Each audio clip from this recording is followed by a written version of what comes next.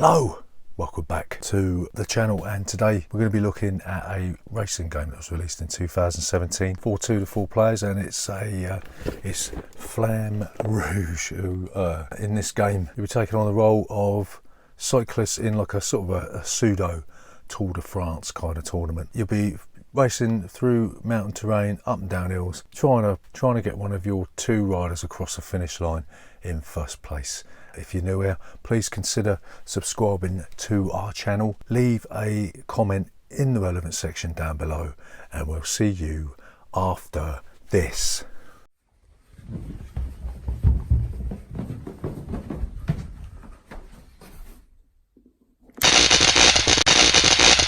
Boardgames 4K.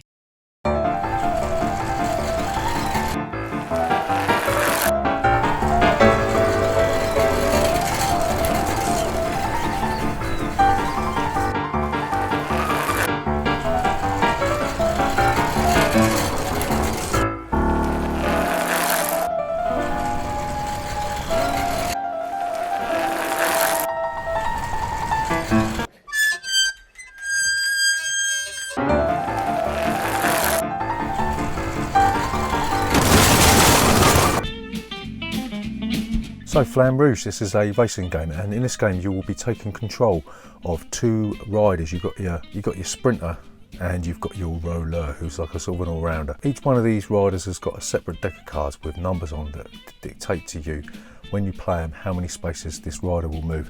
And on your turn, what you'll do, you'll choose one of the 2 riders, either the sprinter or the roller, and you'll take 4 cards from the top of their deck, choose one to play it face down, and then you'll take the other card from the other rider, take 4 cards off the top of the deck, choose one, and then once everyone around the table has done that, you'll all reveal, and then you'll go from the front of the pack all the way back down to the last place, and then you'll move your little cycling blokes that number of spaces. And then once you've done that, then you'll look at from the back to the front, and you'll look to see if there's one space between the 2 packs, and a pack is any more than 1 or more riders. So if there's 1 space between packs, starting from the back, you'll move them up 1 space, and then you'll go to the next pack, and you'll keep doing that until you get to the front. And it may be the case that one pack may move more than once when you're slipstreaming. Once you've done the old slipstreaming rule, then what you do, you look for exhaustion. You'll see whether or not any cycling figure, any player, has got a full empty square, not an empty lane, an empty square in front of them. And if they've got that, you'll take an exhaustion card and you'll place it at the bottom of your deck.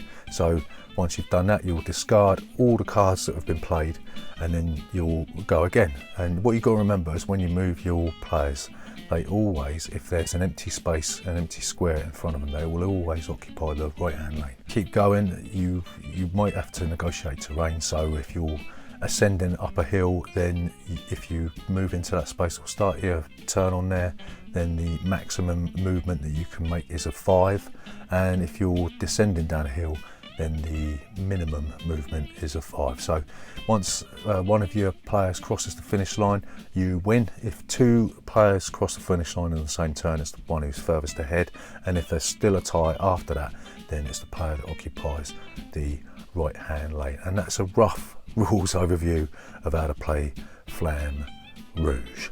Right, so what do we like about Flamme Rouge?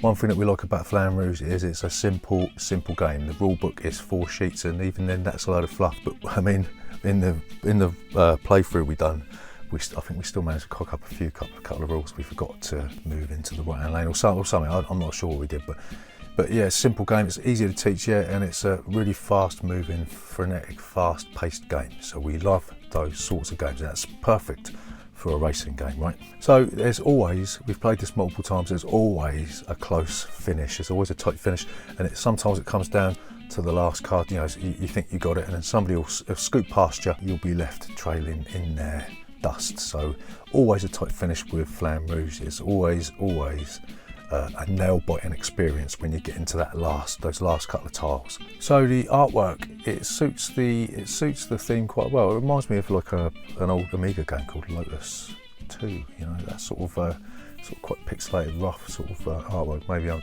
just losing my mind, but yeah, it suits it well. It's got that sort of, it really does sort of bring to life that sort of Tour de France French countryside kind of thing, and there's a couple of questionable stereotypes of like the sort of riders and that, but yeah, we can forgive that for now. But yeah, the artwork, it's really good. If you find yourself falling behind, you've got a couple of catch-up mechanisms. You've got that slipstreaming that allows you to sort of, I suppose if you're tactical enough, if you're sort of keeping an eye on what's come out of your deck and what's come out of other people's decks, you can sort of time it so that you can sort of slipstream in bulks, so you can get a rider from the back and get them to move up without wasting those valuable points that are on the cards that you're so desperately trying to keep, the high scoring cards that you're desperately trying to keep towards the end. So there's a nice little catch-up mechanism. Obviously the player that's used all of their high cards will ultimately suffer the price at the end, you know. Yeah, so I mean, following on from that, the fact that you sort of the majority of the game isn't trying to get out in first place, you're trying to sort of hang back so that you're not getting those exhaustion cards, you know, because obviously if there's as we said, if there's an empty space in front of you, then you're going to be sort of getting exhausted pretty quick. Yeah, so that sort of jostling for position, trying not to go out in front too quickly, it's really exciting. It sort of leaves you wondering when someone's going to make their move, and that keeps the game tense turn by turn. So what don't we like about Flamme Rouge?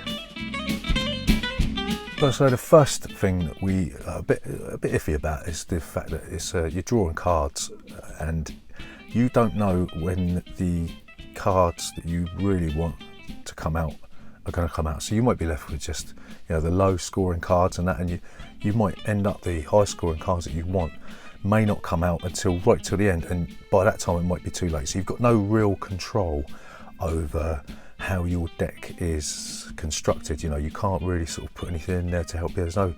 There's no special abilities in this game.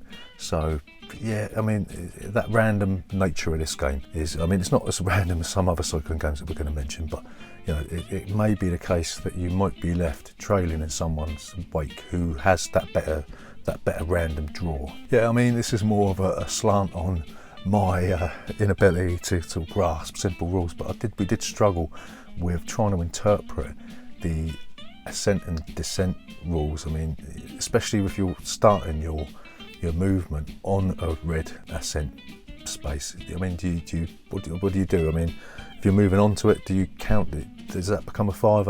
It was a little bit unclear, but we all came to a consensus and we decided on that's what it means, and then we ran with it. So you know, it could have been a little bit clearer, but I mean, that's probably more to do with us being thick more than the game being unclear, right? So like with a lot of these modular setups, you know, it is a pain in the bum to look for the number or the letter on the tile and through a whole host of these tiles and then slot them together. It reminds me of like Zombicide, of sort of trawling through those wads and wads of tiles, trying to find like the letter K, trying to find, you know, we just found it that trying to get to the game was a bit of a drag. It's like wading through water. I mean, so maybe we're being picky, but there's not real any other way, because if you haven't got that modular board, then the game hasn't got that much replayability. So, you know, on the one hand, we don't like sort of trawling through all these components like Descent, you know, trying to find these little components.